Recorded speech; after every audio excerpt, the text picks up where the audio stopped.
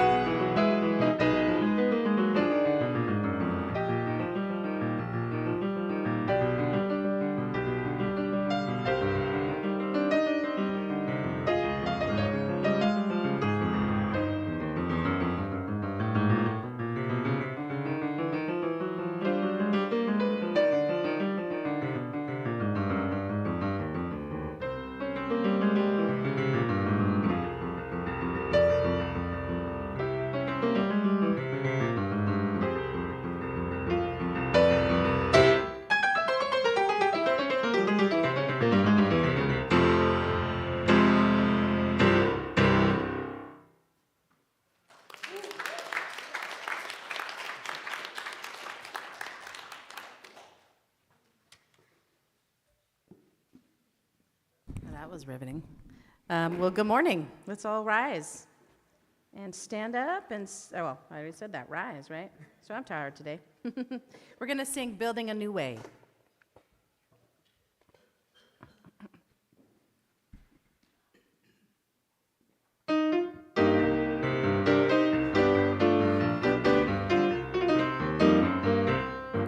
We are building a new way. We are building a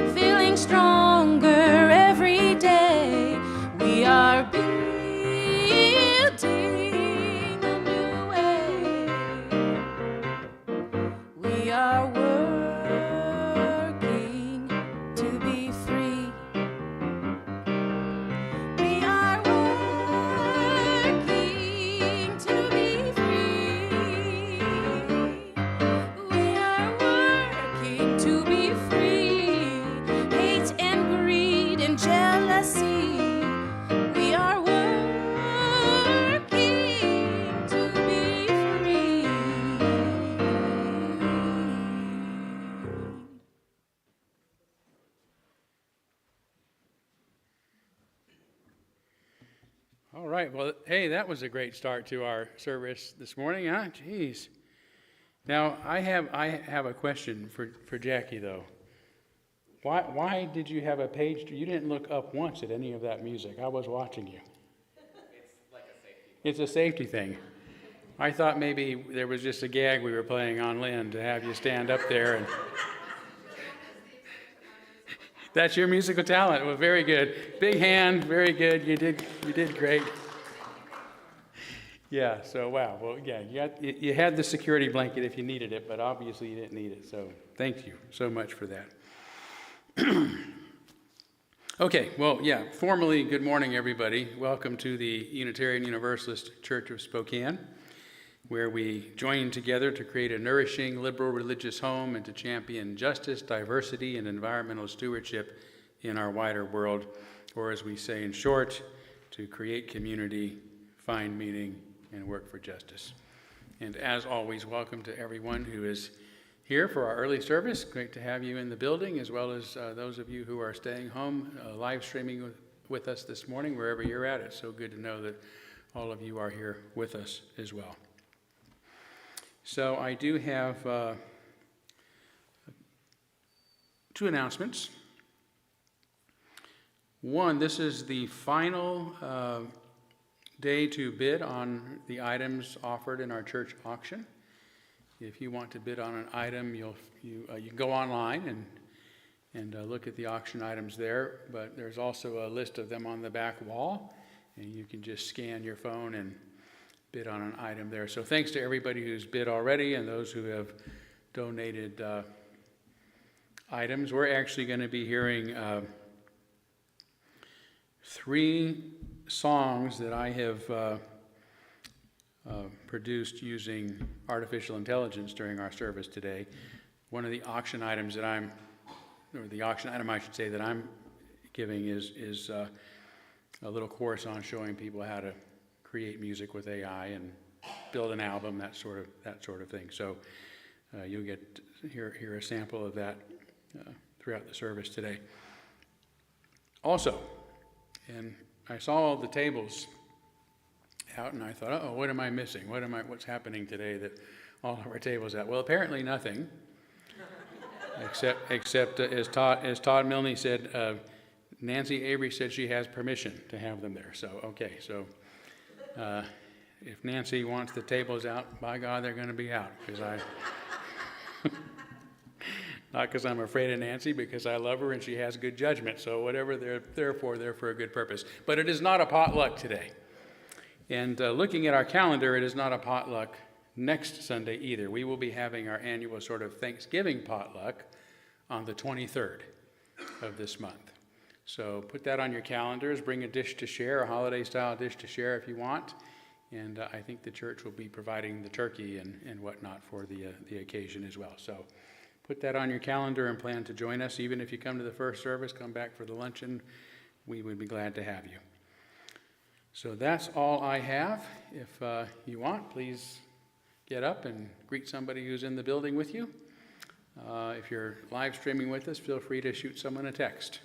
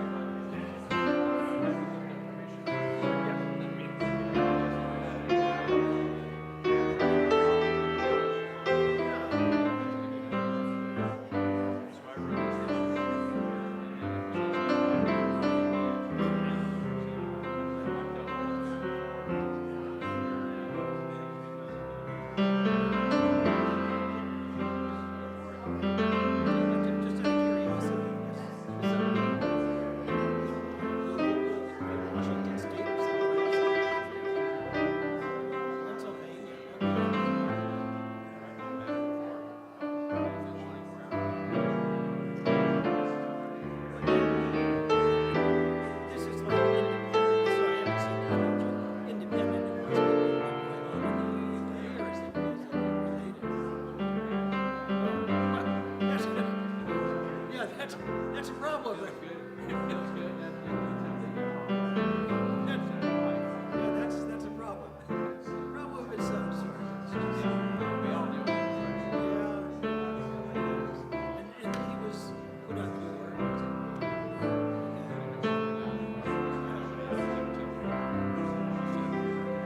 And so like there's also history in his conversation.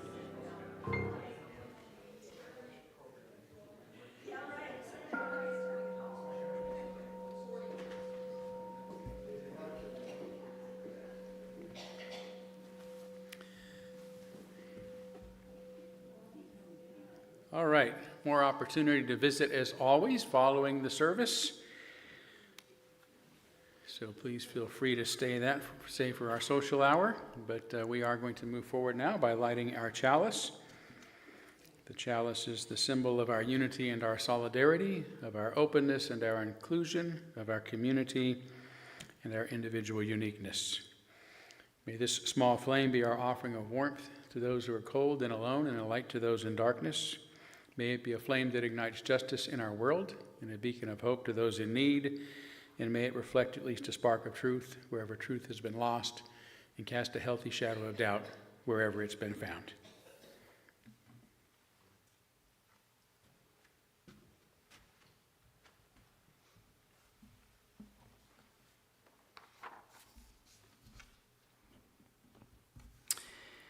For this opening reflection, I want to share an educational experience that changed my understandings about how people perceive and interact with the world.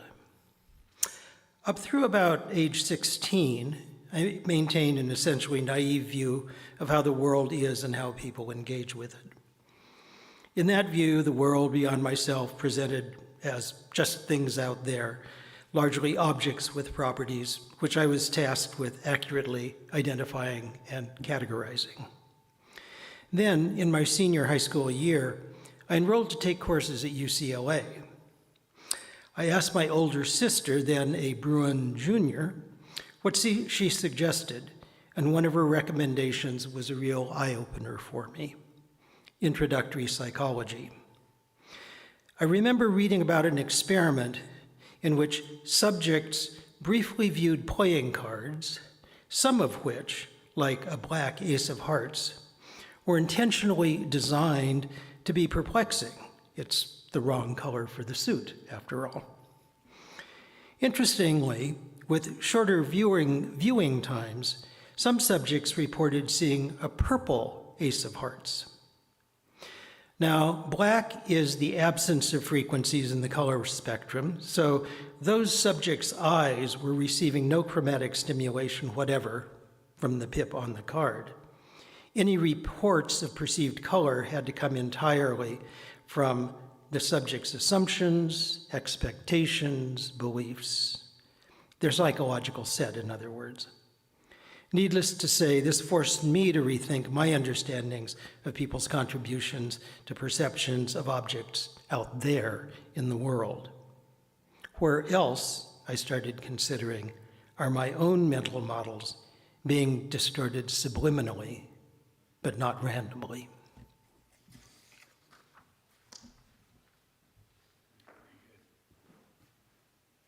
Okay, let's all stand and sing together, "Comfort Me."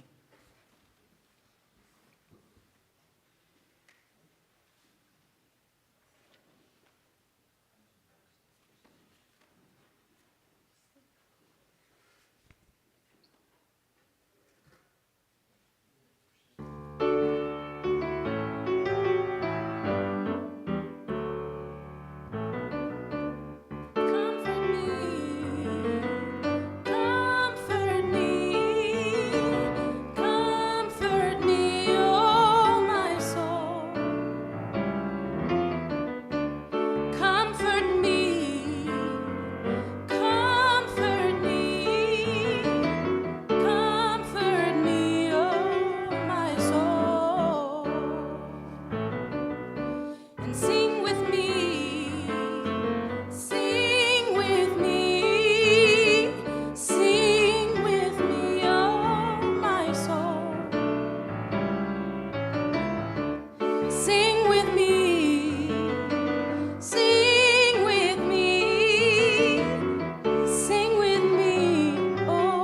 my soul. Speak for me. Speak for me. Speak for me. Speak for me, oh my soul. Speak for me. Speak for me. Speak for me, oh my soul.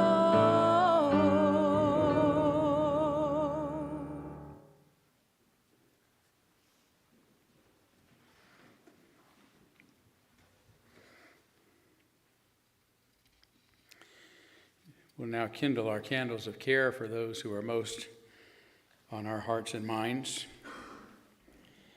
And want to, as we have been, kindle a candle on behalf of the people of Ukraine and that region of the world that are suffering from war and violence there, on behalf of the Palestinian people in that region of the world that are suffering from the war and violence there.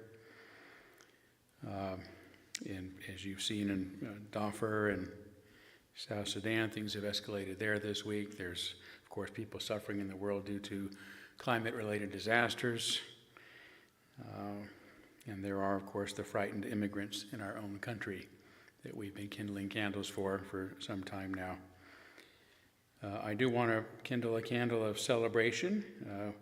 Seems like the other side had a good day this week for the first time in a long time, so thank goodness for small favors. But perhaps there's reason for hope. So let's do share the usual moment of silence on behalf of others that you might be thinking of. And as always, you're welcome to name them aloud at this time if you'd like.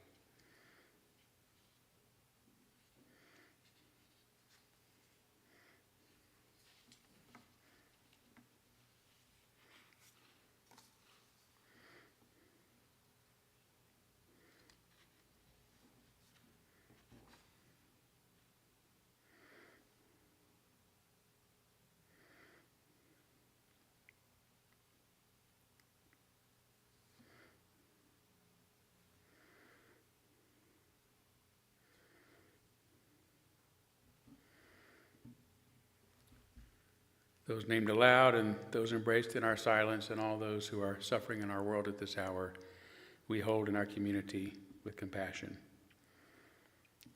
And our offertory song today, I want to say, just to introduce it just a little bit about it, is Song of the Soul. It's actually the same title as a poem by St. John of the Cross, who was a heretic who'd been locked away in a tower, and after months of being beaten and tortured, he risked his life to scale down the side of that tower without getting himself killed.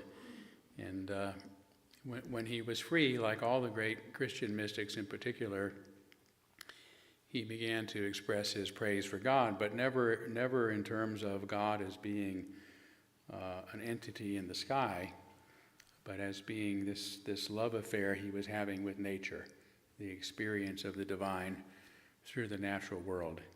So it's called Song of the Soul, and you'll get to hear that in a moment, but first we now gratefully give and receive this morning's offering, which helps sustain this community and our mission to the larger world.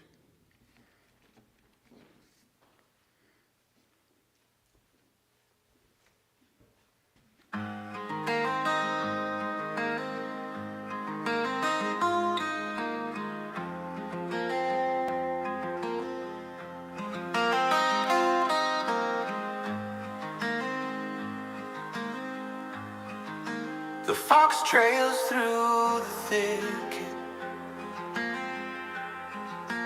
quiet as the moon. A river hums its secrets, carrying the tune. I lay my heart among the stones, beneath the cedar's height, and wonder if the stars themselves still hold the holy light. Oh, the whisper of the divine, it moves through the pine, in the owl's low call, in the deer's soft line. I am but a shadow, a ripple on the stream, but through the wild and silent woods, I touch the ancient dream.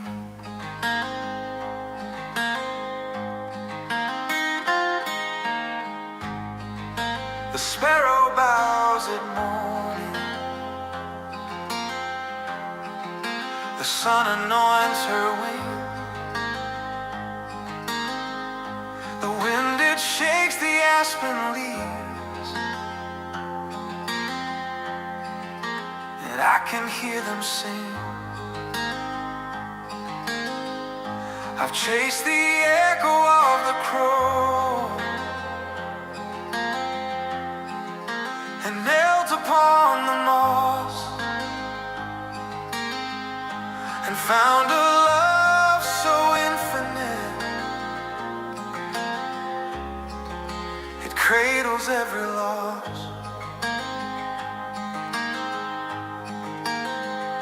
The stones hold warmth from long ago, the roots they twist where secrets grow.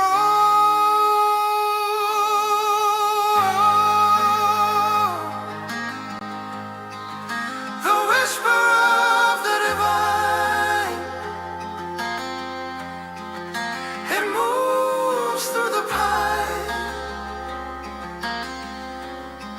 and the owl's low call, and the deer's soft line. I am but a shadow, a ripple on the stream, but through the wild and silent woods,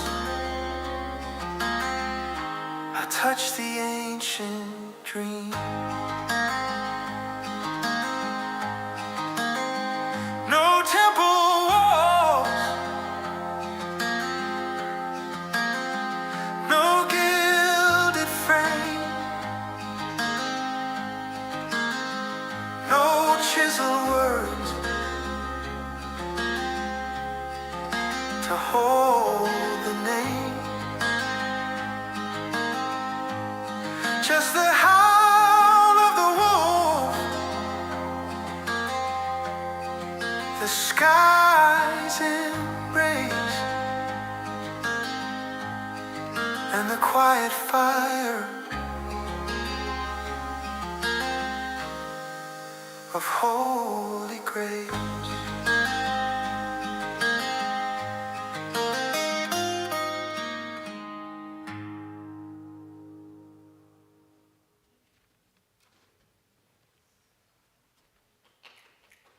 Thank you. Yeah, beautiful, beautiful. It's like magic to be able to create songs like that. So, time for our story for all ages, and we don't usually have any children at our early service, but my special guest today is somebody everybody loves. Let's see who it is here. Oh my goodness. Yes, yes. You're a real celebrity around here, Pooh. Oh, thank you, thank you. So you are one of my favorite friends. How would you like to say hello to everyone? Hello, everyone. Very nice. So you're a long way from the 100-acre wood as usual, Pooh. What brings you here today? The river. The river. You came to see the river?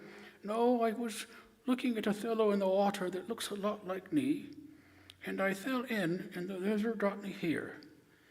I see. Okay, well, I think that fellow in the water was probably your own reflection, Pooh. Oh, Dother. Well, he got me all wet. Did he? But since I'm here, I thought I might as well come to say hello, which I'd already said, so there's no sense saying it again. That's good. Well, I'm glad you went with the flow, because it's always good to see you. And it so happens I was just thinking of you a little bit this morning. You were? Yes, I was thinking about how much I like Benjamin Hoff's book, The Tao of Pooh, that teaches us all about Taoism. I don't know about Taoism, but it reminds me very much of cookie dough, which reminds me very much of my favorite food, honey. Aha. Well, everyone knows how much you like honey, Pooh, but not everyone knows about Taoism. You mean Taoism? No, not Taoism. Taoism. Taoism is a belief system, I should say, from ancient China that says some things that don't make a whole lot of sense to some of us. I say a lot of things that don't make a lot of sense. Yes, that's true. One of my favorite examples is that song you sing about Coddleston pie. Oh yes, Coddleston, Coddleston, Coddleston pie. A fly can't dird can't lie. Make me a riddle and I reply. Coddleston, Coddleston, Coddleston pie. Wow, well, I think that was a little off key, but who am I to talk? So I think there are a couple of tra-la-las that follow that in a rum-tum, tiddle-lum-rum, and then you continue with Coddleston, Coddleston, Coddleston tie. A fish can't whistle, and neither can I. Nick me a riddle, and I reply. Coddleston, Coddleston, Coddleston tie. Very good, Pooh. Well, thank you. But I'm not sure what that has to do with cookie dough or honey. Do you? No, I don't. Well, actually, nothing and everything, Pooh. I'm confused as usual. Yes, that's okay, because that's what Taoism is about, and what that song you just sang is about. Well, I thought it might be, although I don't know why. Well, it is, yes. If I ask you what 2 + 2 is, and you answer with Coddleston, Coddleston, Coddleston tie, that's it. It makes no sense, which can help me question what you might really mean, and it's only by questioning what we don't understand that we discover new truths. So what do you think of that? Well, I think it's time to be getting back to the 100-acre wood, just as soon as I can find my reflection. Okay, well, I hope maybe somebody learned something out of all that nonsense. But anyway, I'll help you find your reflection, Pooh, later on, but if you'll hang out until the service is over, and I'll even get you some cookie dough flavored ice cream covered with honey, and then we'll help you get back home. Oh, that's wonderful. You like that? Coddleston, Coddleston, Coddleston tie. All right, thank you, Pooh.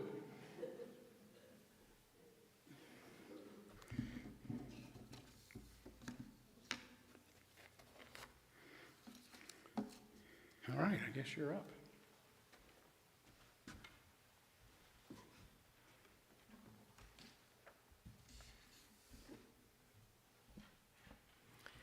For today's meditation, I invite you into a state of repose.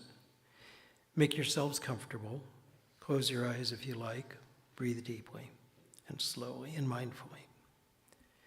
Reflect on the words of Vikram Verma, Indian politician, former education minister, and recipient of several literary awards. Life is surrounded with illusion, ignorance, perceptions, and misconceptions. The primary issue is not knowing about it.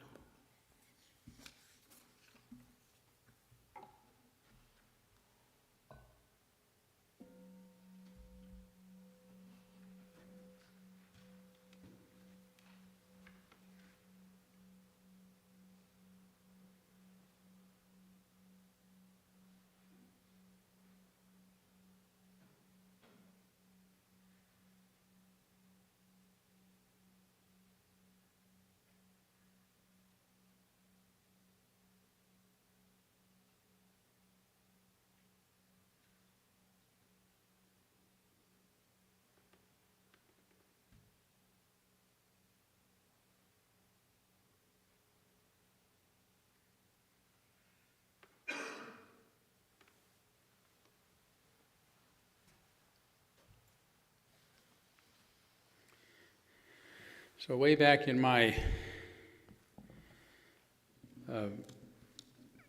born-again Christian days as a teenager, I used to read this minister in the Bay Area that I really liked named Ray Stedman, because he had this ability to really humanize the teachings and parables of Jesus. And there's one story you may recall where Jesus is said to be on a boat with his followers, and a terrible storm comes up, and he's sleeping through it, and everybody's panicking, don't you care? And he gets up and says something to the fact of, ye of little faith, blah, blah, blah. And anyway, they survived the storm, and Ray Stedman's came up with this little cliche that summarized what for him the meaning of that story is, and that is that the boat won't sink and the storm won't last forever. And that has been a saying that I've held close to my heart throughout my entire life, because it reminds me, no matter what kind of fix I'm in or situation the world is in, that the boat won't sink and the storm won't last forever. And so that was the origins of the song that you're about to hear now.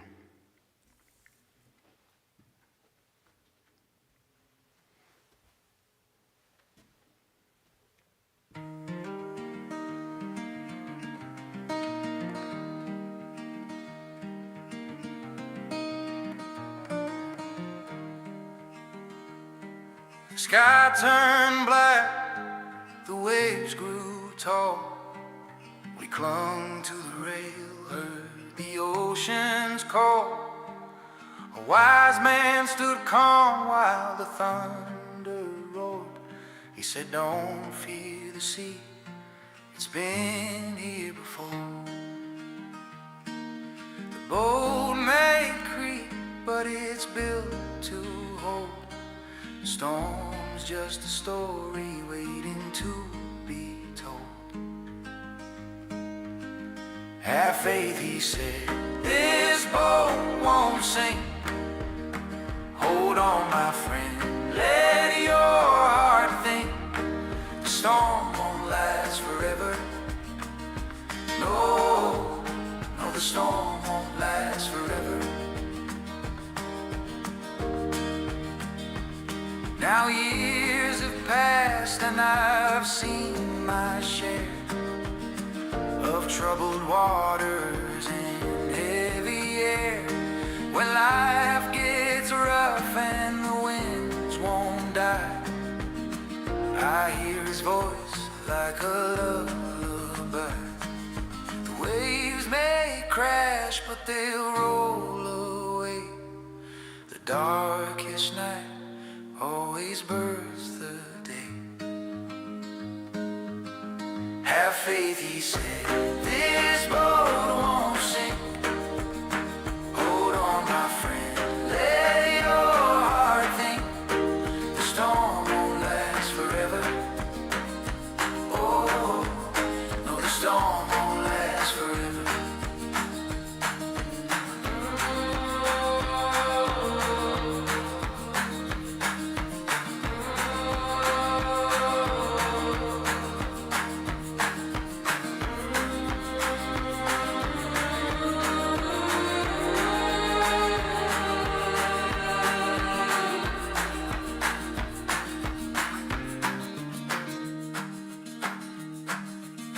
Have faith, he said, this boat won't sink.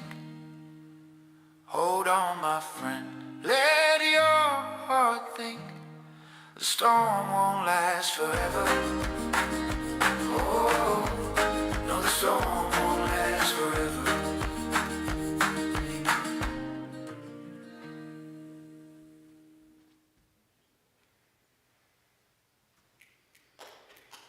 Thank you. I hope that song and that saying gives you as much comfort as it does me, especially in difficult times.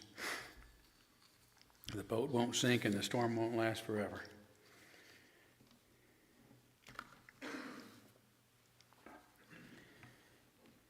Now, I'm sorry to begin my sermon by bringing up Donald Trump.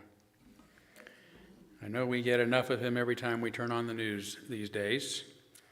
But again, his political opponents have had such a good week, maybe we can better deal with mentioning him today because he is such a good example of the bad thinking that I want to talk about.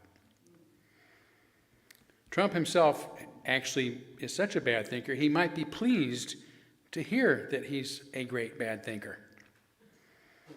Although he'd probably correct me by saying he's the greatest at bad thinking there's ever been. There's never been anyone as great. Believing what I do about his psychological state, I'm not entirely joking. I believe, for example, that presiding over the longest government shutdown in history is a badge of honor for him. It's the greatest shutdown that's ever been. There's never been one as great. But there's no sense digressing so far from my topic in just a few sentences in. I reference Trump rather because he seldom offers any facts, any data, any details about anything. He speaks in generalities, huge generalities,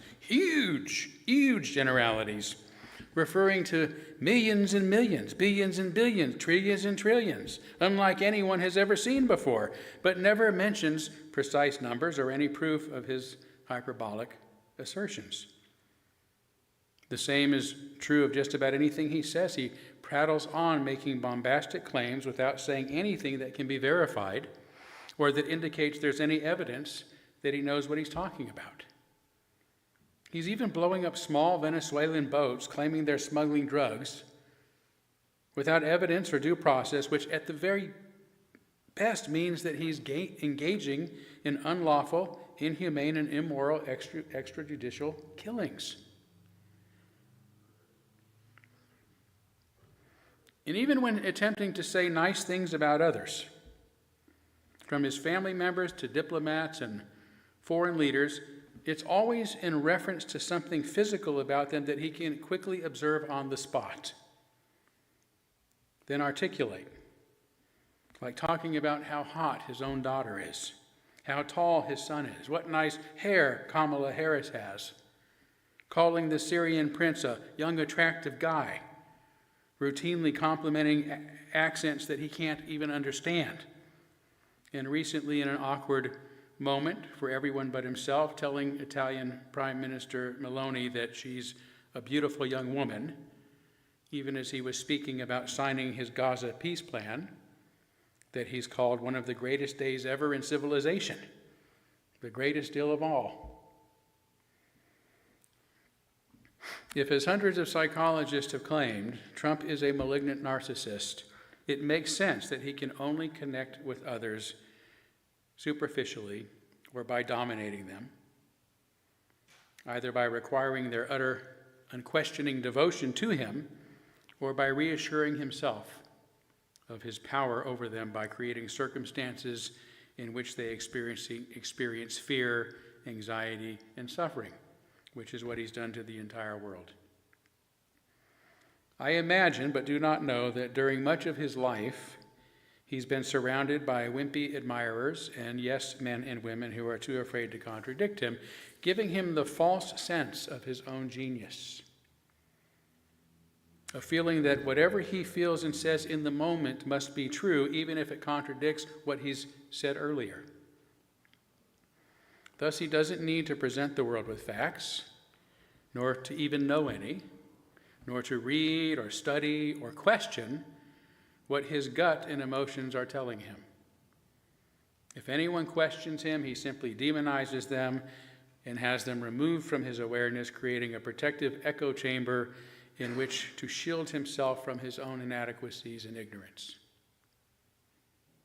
The end result is that Trump lives much of his life as if he were on a psychiatrist's couch, eagerly and unabashedly expressing his disturbing stream of consciousness before the entire world at every opportunity. Trump, in my opinion, is such an extreme example of an unconscious and emotional thinker that we can easily grasp how bad his wild and unsubstantiated "they are eating our pets, only I can prevent World War III. It would never have happened if I had been president. There will be nuclear holocaust if I'm not elected," extreme and unfounded claims are.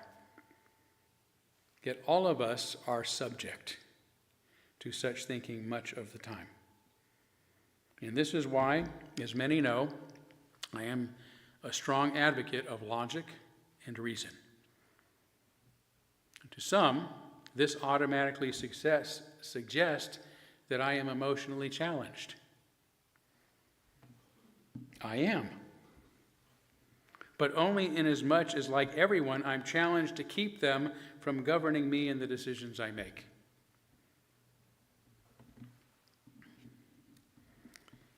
We are all fundamentally emotional thinkers because the emotional structures of our brains and our bodies are far more ancient and autonomic than the thinking part of our brains, which is named the neocortex because it is neo. It is new. Thinking thoughts about our thoughts, reasoning, is neither instinctive nor autonomic, and doing so consumes a lot of energy. So we tend to rely upon heuristics, shortcuts to thinking, that don't require us to reflect upon the truth value or logic of our ideas. And these shortcuts may be rules of thumb, cliches, groupthink, religious beliefs, party lines, or other forms of popular thinking that we refer to as common sense, even if they are really common nonsense. But some such heuristics come from within, based on our unprocessed feelings, on what we desire in the moment. We may then fashion thoughts that justify and excuse emotionally based wishes, but this isn't reasoning, it's rationalization. And you can tell the difference between because rationalization only confirms what we already think we know, what we're already convinced of. Reason can lead us to discount our own ideas and discover new and better substantiated ideas precisely because they are based on reasons.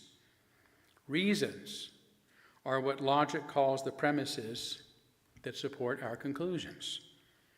Unlike Trump and other emotional thinkers who merely rationalize their every whim, reason requires us to read and to study and to discover facts and data so that we can feel more confident about the beliefs that we rely upon. And even then, they are only beliefs, they are not certainties. But I don't wish to sharpen the false dichotomy between thinking and feeling. All of us think and feel. And most of us use our thoughts to justify our feelings and desires, probably more often than not, because we've evolved to do so. That's human. Feelings express themselves as ideas and beliefs, and thoughts and ideas move us to feel things about them. Devotion or disgust, for example. They are two expressions of the same process. More importantly, I don't think that the greatest problem with humanity today is that we think too much and feel too little, but that we feel too much and think too little. We don't realize that our thoughts are generated by our emotions, whims, and desires merely to justify what we are feeling, not to rationally consider our circumstances, the realities around us. The problem is that we too often fly by the seat of our pants when we think that we are in complete control. We rationalize our instincts, yet believe that we are being perfectly reasonable. We think we are in control of our emotions when they are in control of us. We think our thoughts belong to us when we belong to them. We are neither logical nor emotionally intelligent. We are mostly unconscious and seldom as self-aware or as aware of the world as I wish we were, as I wish I was. And this is so, I believe, not because the world reasons too much and feels too little, again, but because we most naturally feel too much and reason too little. In other words, as my title suggests, too many of us think from the inside out rather than from the outside in. And this is to say we are reluctant, if not unconsciously fearful, to let the world, by which I mean empirical reality, facts, data, reason, science, and the like, impress itself upon us. Too many of us don't develop our beliefs and ideas from the outside in. We are not informed enough by letting external realities shape how we understand and engage with the world. My understanding of Freud's concept of id, ego, and superego has led me to believe the solution to this state is to develop a healthy ego, by which I mean an ego that serves its proper function. And this is so, although many people use this term derogatively, saying things like, so-and-so has a big ego, or don't let your ego get in the way, or what an ego, and so forth. Self-help guru Wayne Dyer once said, the ego must be destroyed, and that it denies our original invisible reality. So it must be removed and completely banished from our awareness. I agree. The ego denies our original invisible reality, and that's what it's for. To tell us, no, you can't always get what you want, because doing so might harm others, or it might damage the world. As Freud put it, the ego seeks to influence. Let me read this again. This is very interesting. There's a lot packed into these two sentences. The ego seeks to bring the influence of the external world to bear upon the id and its tendencies, and endeavors to substitute the reality principle for the pleasure principle which reigns unrestrictedly in the id. The ego represents what may be called reason and common sense, in contrast to the id, which contains the passions. You haven't heard that definition of the ego before, I'm guessing. So we should not use the term ego synonymously with selfishness. A healthy ego is the opposite of selfishness. It harnesses our senses to interface with the world beyond our skin so we can become conscious of more than just ourselves, to think of somebody besides ourselves, as we sometimes say. The ego is first and foremost a bodily ego, Freud says. It is not merely a surface entity, but is itself a projection of a surface. I take this to mean, again, that the ego exists between us and the world. It is the outermost part of our own individual existence that allows the world of reality to impress itself upon us. It allows the light of the world to get in and shine light upon those dim shadows on the cave walls we mistook or mistake for reality. When we refer to the ego negatively, I believe we are really speaking of the superego, which is a projection of the inward id's wishes and desires into the outside world. The superego, that is, justifies the selfish desires and passions of the id by projecting them as external truths and as morality, presented in the form of religious doctrine, state decrees, common sense, popular beliefs, and the status quo. Thus, we can feel justified in exploiting, ignoring, and killing others to get what we want, because what we want just so happens to be what God wants, or what the church wants, or what our dead ancestors and parents wanted. Again, as Freud said, the superego retains the character of the father and gives permanent expression to the influence of the parents.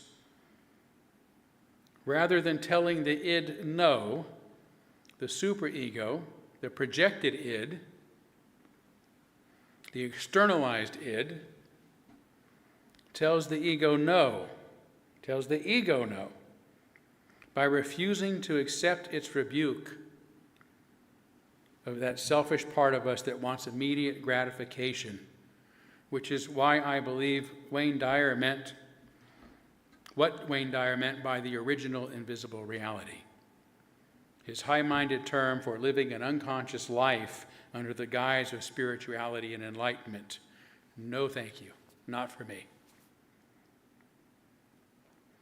I agree rather with Freud, who stated explicitly, whereas the ego is essentially the representative of the external world, the superego stands in contrast to it as the representative of the internal world of the id. Now, I must admit, I have heard some psychologists, more educated than I am about Freud, disagree with my interpretation of his writings on this, but to me, what he says is clear. The ego is essentially the representative of the external world. The superego is the representative of the internal world of the id. And if attributing this insight to him is incorrect, then I am happy to claim it, because I think it makes so much sense.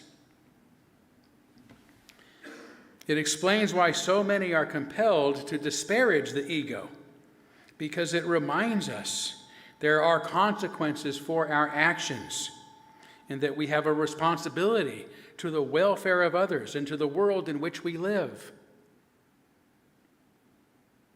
It reminds us we can't always get or take what we want. But to understand this, we must let the world and its reality impress itself upon us. That's my ego talking.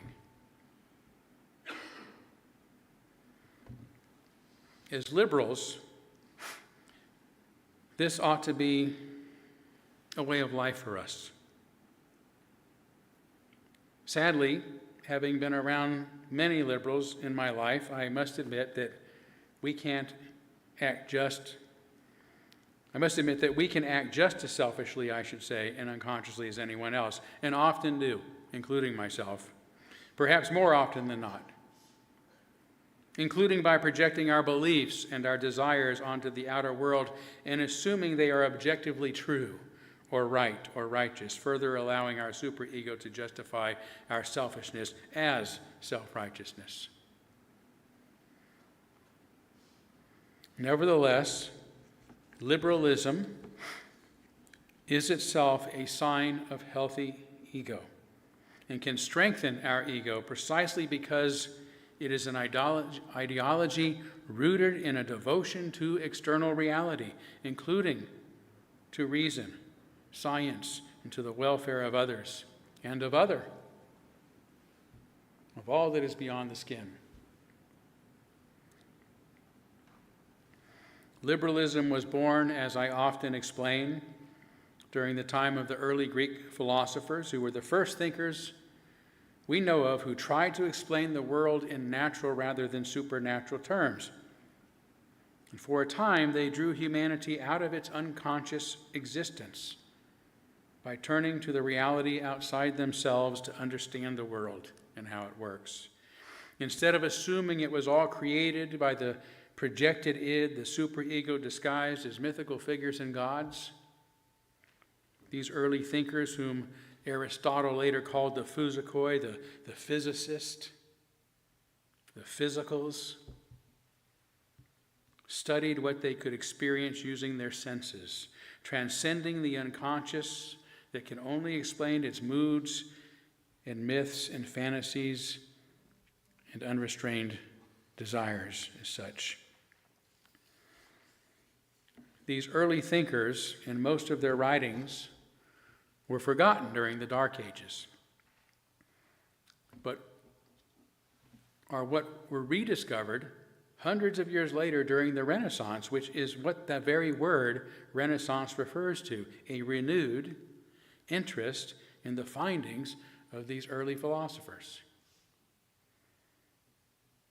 The principles that became known during the Renaissance eventually flourished during the Enlightenment and are the essence of what's come to be called liberalism. As liberals, so long as we adhere to these principles, which I summarize as human dignity, reason, freedom, and tolerance, we are well prepared to live as modern-day Fuzukoi, allowing the world and its reality to impress itself upon us, to inform us, to acknowledge our responsibility for the welfare of others and to the world in which we live and are a part. And no matter how harsh or bitter it sometimes is, to seek truth from the outside in rather than from the inside out. So let's take a break and listen to one more AI-generated song that I've produced about these remarkable figures who were the first to poke their heads outside of humanity's collective unconscious. It's called The First to Wonder.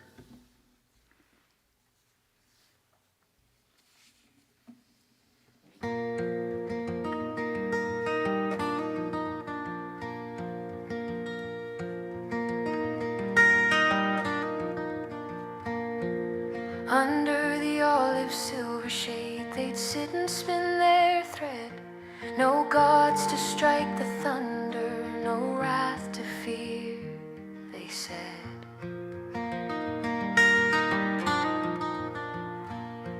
The earth, the air, the fire, the wave, what shapes the sky above? They asked with only reason and answered with their love.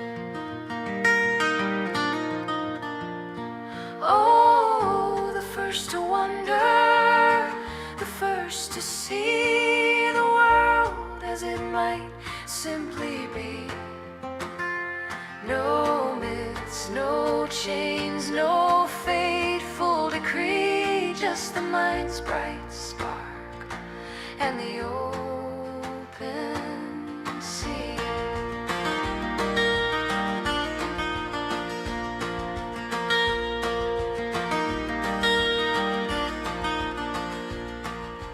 Thales watched the water flow, Heraclitus too. Flux and change, the only law, nothing still, nothing new.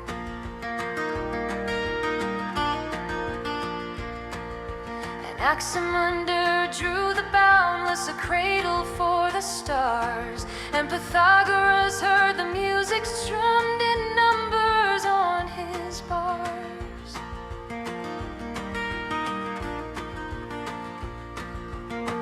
No temple stone, no altar flame, just questions whispered soft as rain. Oh, the first to wonder, the first to see the world as it might simply be. No myths, no chains, no fateful decree, just the mind's bright spark and the open sea. They trusted in the goodness, the reason in the heart, believed in human agency, that we all play a part. They lit a lamp in darkness, those shadows press so near, and the echoes of their courage still ring sharp and clear. Oh, the first to wonder, the first to see the world as it might simply be. No myths, no chains, no fateful decree, just the mind's bright spark and the open sea. Just the mind's bright spark and the open sea.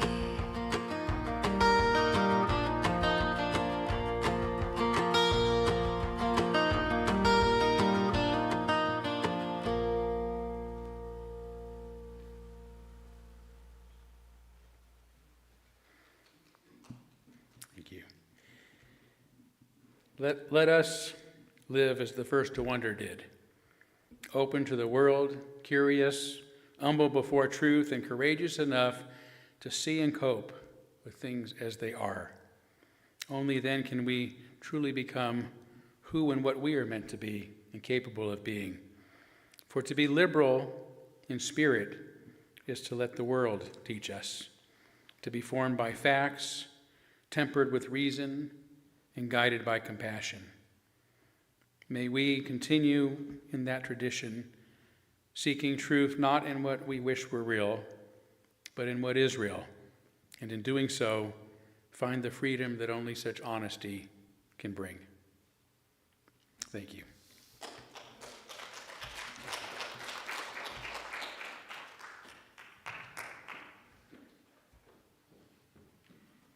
Okay, let's stand and sing Blue Boat Home.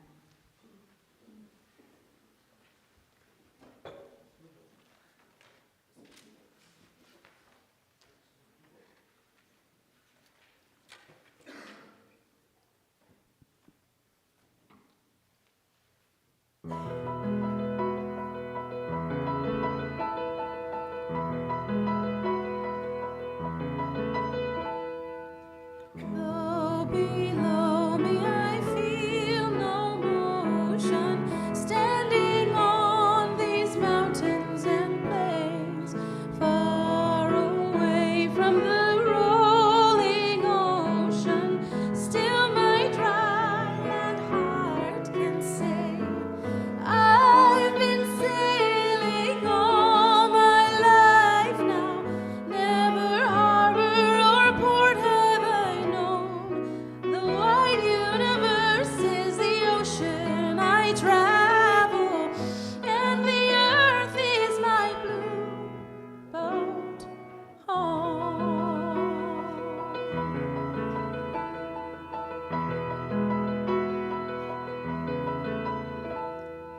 Sun, my sail, and moon, my rudder, as I ply the starry sea, leading over the edge in wonder, casting questions into the deep, drifting here with my ship's companions, all my kindred pilgrim souls, making our way by the lights of the heavens in a beautiful blue boat home.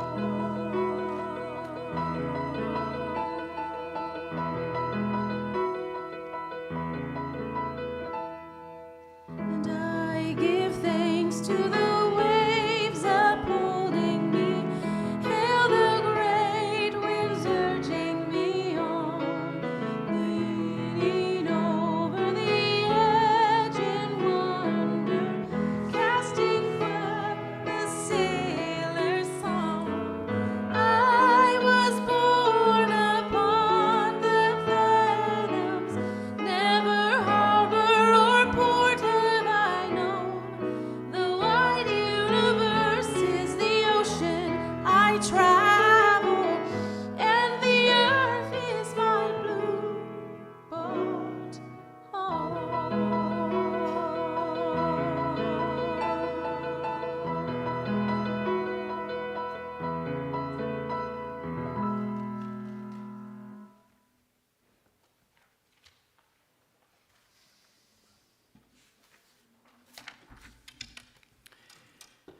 For our benediction, I offer the words of Swiss psychologist, psychotherapist, prolific author, and illustrator Carl Jung. Your vision will become clear only when you can look into your own heart. Who looks outside dreams, who looks inside awakes. Amen. Blessed be. Salam alaikum and shalom.